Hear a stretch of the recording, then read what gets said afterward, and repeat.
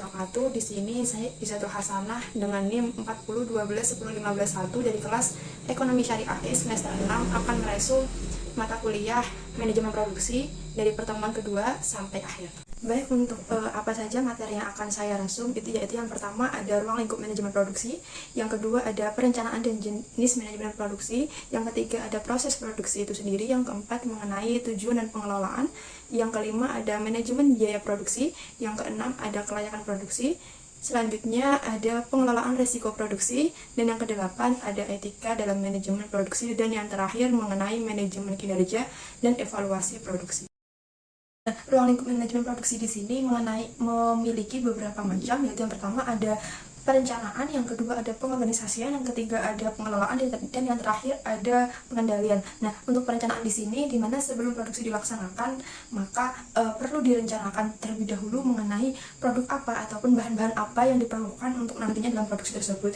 Yang kedua yaitu pengorganisasian, yang dimana di sini melibatkan tenaga kerja manusia untuk bertanggung jawab dalam kegiatan produksi nantinya, sehingga ketika dalam pengorganisasian ini nanti akan dibagi beberapa kelompok atau beberapa divisi dalam menjalankan produksi itu nantinya. Yang ketiga yaitu mengenai pengelolaan, yang dimana disinilah proses produksi itu dilakukan dengan mengacu pada perencanaan pada tahap pertama tadi, sehingga produk-produk yang dihasilkan pun harus sesuai dengan yang telah direncanakan. Nah, yang keempat itu adalah pengendalian atau evaluasi. Nah, dalam proses ini itu adanya evaluasi produk. Nah, evaluasi ini dilakukan untuk nantinya produk yang diproduksi selanjutnya dapat bertambah baik atau meningkatkan kualitas yang lebih baik. Itu perencanaan itu merupakan suatu komponen fungsi dari manajemen, yang mana dalam perencanaan inilah nantinya akan ditentukan usaha maupun tindakan yang akan diambil oleh pemimpin atau pimpinan perusahaan guna bertujuan agar dapat tercapai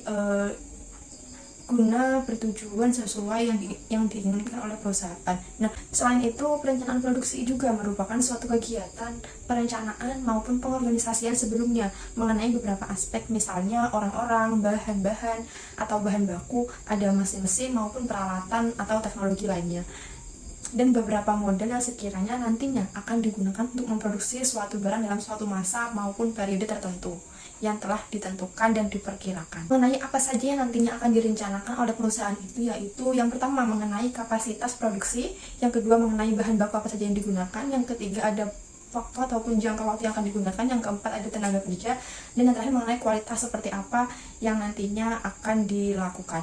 Nah, perencanaan ini bertujuan untuk apa? Yaitu yang pertama untuk mengoptimalkan sumber daya yang ada seperti bahan baku, tenaga kerja, mesin, dan energi. Agar apa? Agar lebih efektif maupun efisien. Yang kedua yaitu menetapkan standar kualitas yang tinggi, yang dimana untuk bahan baku, proses produksi, dan produk akhir. Yang ketiga mengurangi pemborosan dalam bahan baku, waktu, dan tenaga kerja, sehingga produk yang dihasilkan dapat memiliki kualitas terbaik yang nantinya dapat diterima oleh konsumen. Selanjutnya ada jenis-jenis perencanaan dalam produksi, itu memiliki 3 macam, yaitu yang pertama ada perencanaan produksi jangka pendek, yang dimana ini biasanya dalam jangka waktu kurang dari 1 bulan, yang di sini sering terjadinya perubahan produksi harian maupun mingguan. Seperti kalau kita ketahui, yaitu seperti toko roti atau memproduksi roti yang dilakukan setiap hari ataupun dengan jadwal yang telah ditentukan. Menyesuaikan dengan pesanan dari konsumen itu sendiri. Nah, yang kedua ada mengenai perencanaan produksi jangka menengah, yaitu perencanaan produksi ini terjadi kurang dari 1 tahun dan prosesnya nantinya akan lebih strategis dibandingkan perencanaan produksi jangka pendek. Karena apa? Karena dalam produksi ini nantinya menyangkut pengelolaan kapasitas produk dan persediaan. Tujuan dari perencanaan jangka menengah ini untuk mencegah adanya fluktuasi ataupun permintaan yang besar dan agar dapat menjamin ketersediaan produk dalam jangka menengah. Contohnya itu seperti adanya perusahaan mobil yang dimana membuat perencanaan produksi jangka menengah yang tujuannya adalah untuk menyesuaikan kapasitas produksi sesuai dengan kapasitas produksi perusahaan, dan diperkirakan permintaan kendaraan itu setiap tahunnya nanti akan terus meningkat. Nah, yang ketiga yaitu ada perencanaan produksi jangka panjang, yang dimana ini biasanya lebih dari 5 tahun. dan berfokus pada keputusan strategis seperti adanya pengembangan fasilitas baru dan antisipasi adanya perubahan pasar yang cepat. Produksi ini merupakan pengubahan dari bahan baku menjadi barang jadi. Nah, selain daripada itu pun proses produksi itu merupakan serangkaian kegiatan yang mengkonversikan bahan baku dan sumber daya lainnya menjadi produk jadi yang siap untuk dijual kepada konsumen. Kegiatan ini biasanya meliputi berbagai langkah maupun tahapan mulai dari perencanaan hingga pengolahan akhir. Nah, tujuan mengenai proses produksi ini memiliki beberapa tujuan. Yang pertama mengenai penciptaan nilai tambah, yang dimana proses produksi meningkatkan nilai suatu barang atau jasa dengan mengubahnya dari bentuk mentah menjadi bentuk yang lebih bermanfaat bagi konsumen. Nah, yang kedua ada untuk memenuhi kebutuhan konsumen, yang dimana produk yang dihasilkan dari proses produksi bertujuan untuk memenuhi kebutuhan dan keinginan konsumen itu sendiri.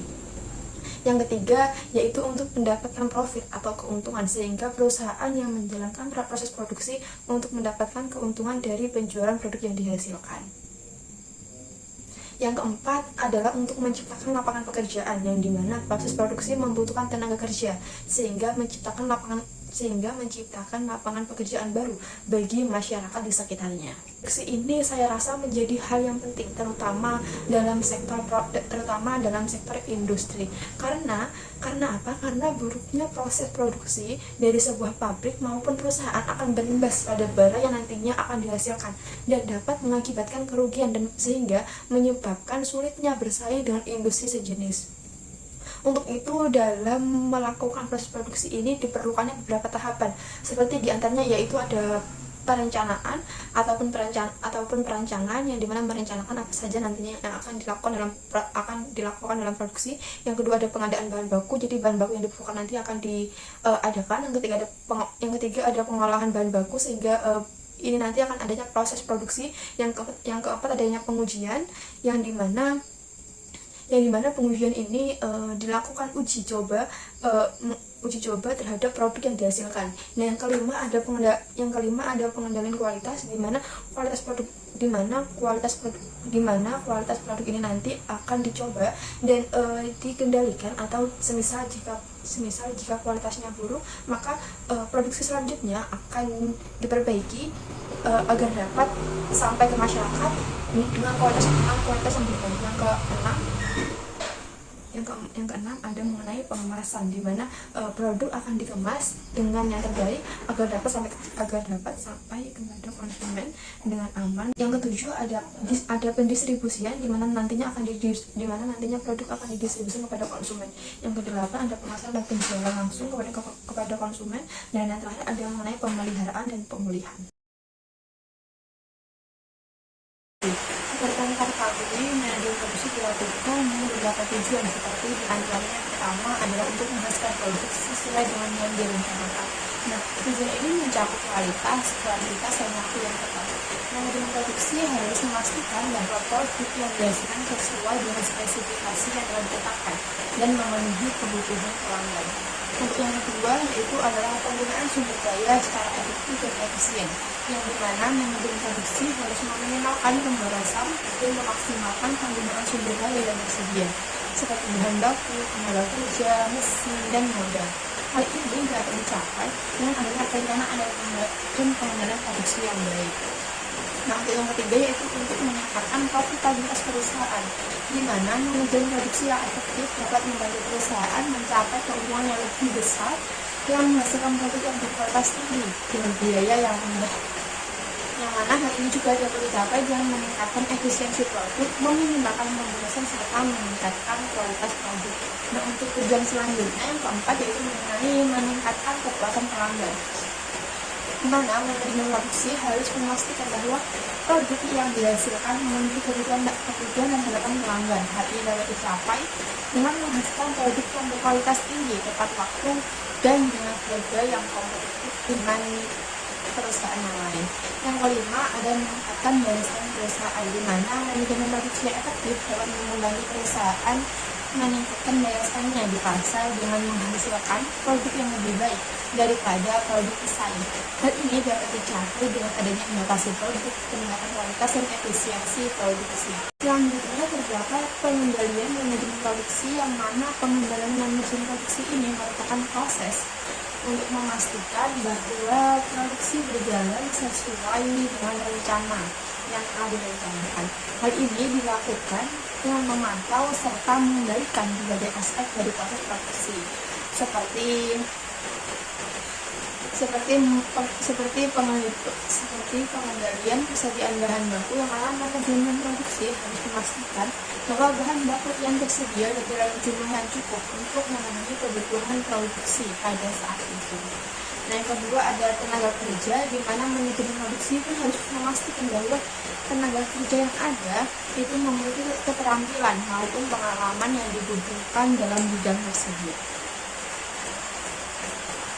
Dan yang ketiga ada mesin dan peralatan itu harus dalam kondisi yang baik dan dirawat agar proses produksi dapat berjalan dengan baik.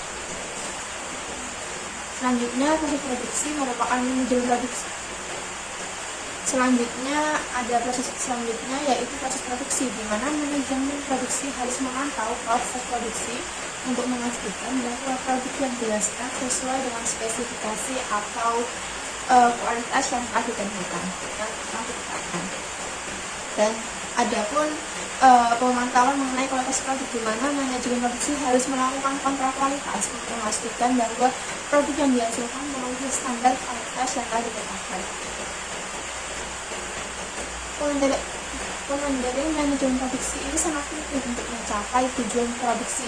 Dengan pengendalian yang baik, perusahaan dapat memastikan bahwa produksi berjalan dengan lancar dan efisien, sehingga dapat menghasilkan produk berkualitas tinggi dengan biaya yang rendah. Kemudian, bagaimana sih tahapan perusahaan dalam pengendalian manajemen produksi itu? Jadi yang pertama adanya penetapan standar. Nah, penetapan ini dapat dilihat dari berbagai aspek dari proses produksi seperti bahan baku, tenaga kerja, mesin, dan peralatan. Adapun proses produksi dan kualitas produk. Yang kedua adanya pengukuran, di mana di sini mengukur kinerja aktual dari proses produksi dibandingkan dengan standar yang ditetapkan. Nah, yang ketiga ada analisis, di mana dalam kegiatan ini itu menganalisis hasil pengukuran untuk mengidentifikasi deviasi dari standar. Yang keempat ada tindakan korektif, di mana mengambil tindakan korektif untuk mengatasi deviasi dari standar.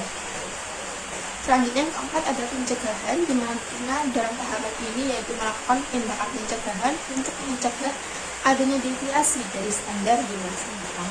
Yang kelima adanya pengendalian manajemen produksi, yang mana adalah proses yang berkelanjutan. Perusahaan harus secara berkala memantau dan mengendalikan proses produksi untuk memastikan bahwa tujuan manajemen produksi tersebut tercapai. Biaya produksi adalah beban yang timbul dalam proses produksi yang terdiri dari unsur-unsur seperti material, tenaga kerja, overhead, dan lainnya. Adapun pengertian biaya menurut Mulyadi pada tahun 2009 dalam bukunya Akuntansi Biaya, yaitu biaya adalah pengorbanan sumber ekonomi yang diukur dalam satuan uang yang telah terjadi atau yang kemungkinan akan terjadi untuk mencapai tujuan tertentu. Sedangkan menurut Hansen dan Mowen pada tahun 2012 dalam bukunya Manajemen Biaya menjelaskan bahwa biaya atau cost adalah nilai kas atau setara kas yang dikorbankan untuk mendapatkan barang atau jasa yang diharapkan memberi manfaat saat ini atau di masa depan bagi organisasi. Dari beberapa definisi tersebut dapat kita simpulkan bahwa biaya itu adalah pengorbanan kas atau setara kas yang diukur dalam satuan ruang dengan tujuan untuk memperoleh manfaat di masa kini maupun di masa mendatang. Adapun juga biaya itu dikenal juga dengan nama cost produksi atau cost of production, yang dimana ini adalah biaya yang timbul dari suatu proses produksi perusahaan manufaktur dalam membuat barang atau jasa yang akan dijual nantinya. Production cost pada dasarnya itu adalah biaya yang digunakan untuk melakukan proses dari produksi itu nantinya. Jika perusahaan manufaktur tidak memiliki hal ini, maka proses produksi akan terhambat. Ada 3 jenis biaya utama yang perlu dikelola oleh perusahaan. Yang pertama yaitu ada biaya variabel, yang dimana biaya yang divariasi sesuai dengan tingkat aktivitas. Contohnya termasuk biaya bahan baku langsung maupun tenaga kerja langsung. Yang kedua ada biaya tetap, dimana ini biaya yang tetap konstan dalam jangka pendek terlepas dari tingkat aktivitasnya. Seperti contohnya ada biaya sewa tempat maupun gaji karyawan yang tetap. Nah, yang terakhir itu ada biaya semi variabel, di mana biaya yang memiliki komponen variabel dan komponen tetap. Contohnya itu seperti termasuk biaya utilitas dan biaya pemeliharaan. Analisis kelayakan produksi adalah proses yang melibatkan penguraian, pengelompokan, dan penafsiran makna terhadap komponen-komponen produksi guna menentukan apakah suatu usaha produksi layak untuk dilakukan. Atau secara singkatnya, dalam kelayakan produksi ini adalah digunakan untuk mengetahui produk yang nantinya akan sampai kepada konsumen itu layak atau tidak untuk dapat dikonsumsi. Nah, analisis kelayakan produksi ini bertujuan untuk meminimalkan adanya resiko kegagalan, membuat keputusan investasi yang tepat, dan meningkatkan peluang adanya keberhasilan. Secara umum, studi kelayakan produksi ini terdiri dari beberapa tahapan, seperti yang pertama, yaitu ada identifikasi peluang. Pada tahapan ini, perusahaan akan mengidentifikasi peluang bisnis yang potensial nantinya di pasaran. Yang kedua, analisis pasar, di mana analisis pasar dilakukan untuk mengetahui permintaan pasar terhadap produk atau barang yang nantinya akan diproduksi. Yang ketiga, ada analisis teknis, di mana di sini analisis dilakukan untuk mengetahui apakah perusahaan itu tuh memiliki kemampuan dan sumber daya yang diperlukan untuk memproduksi produk maupun jasa. Dan yang keempat, ada analisis manajemen, di mana analisis manajemen ini dilakukan untuk menilai kemampuan tim manajemen dalam menjalankan proyek atau usaha produksi. Yang kelima, adanya analisis keuangan, di mana di sini analisis keuangan itu dilakukan untuk memproyeksikan profitabilitas dan arus kas proyek atau usaha produksi.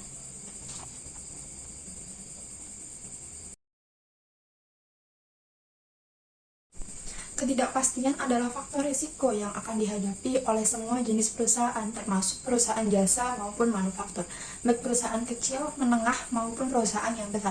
Oleh karena itu, perusahaan harus memiliki strategi yang tepat dan keterampilan untuk menilai serta mengurangi ketidakpastian sepanjang jalur produksi dan rantai pasokan. Nah, pengelolaan risiko produksi adalah proses mengidentifikasi, menganalisis, dan mengevaluasi risiko yang terkait dengan kegiatan produksi, serta mengambil langkah-langkah untuk mengurangi atau menghilangkan risiko tersebut. Tujuan untuk meminimalkan dampak negatif dari risiko produksi terhadap perusahaan.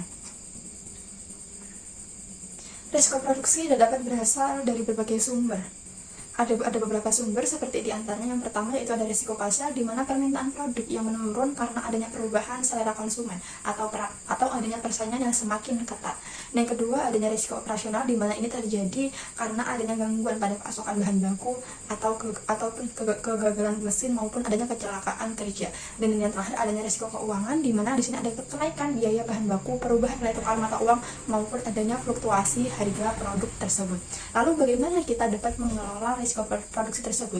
Yaitu dapat dilakukan dengan beberapa cara. Yang pertama, identifikasi risiko, di mana di sini menentukan jenis risiko apa yang mungkin nantinya akan terjadi dalam kegiatan produksi. Yang kedua, analisis risiko, di sini menilai kemungkinan dan dampak dari setiap risiko. Yang ketiga, evaluasi risiko, yang itu menentukan realitas risiko yang perlu ditangani. Yang keempat, adanya penanganan risiko, yaitu mengambil langkah-langkah untuk mengurangi atau menghilangkan risiko, seperti mengembangkan rencana cadangan, membeli asuransi, maupun menerapkan program pelatihan kepada karyawan. Yang kelima, adanya pemantauan risiko, di sini melakukan pemantauan secara peka terhadap risiko dan efektivitas langkah-langkah penanganan risiko. Pengelolaan risiko produksi merupakan bagian yang penting dari manajemen operasi perusahaan yang efektif.